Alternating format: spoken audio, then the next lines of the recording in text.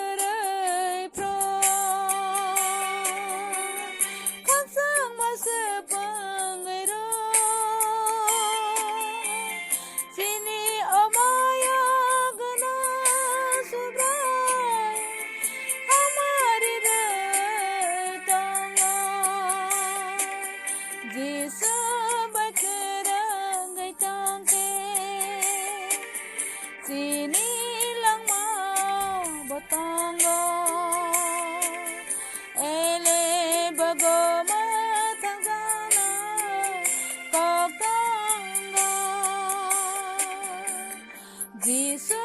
bakerang gatong ke sini lang mau botonggo ele bago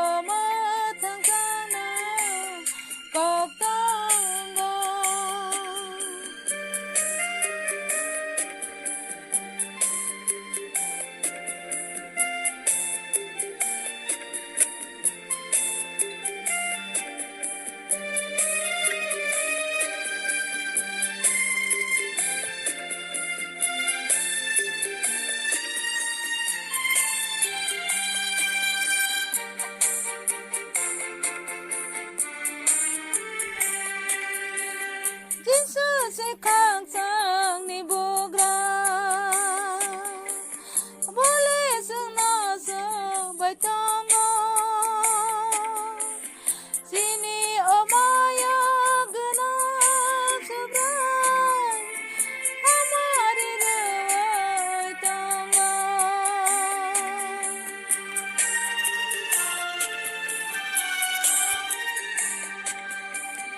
Jesus se khang sang ni bugra bole suna cho bai tongo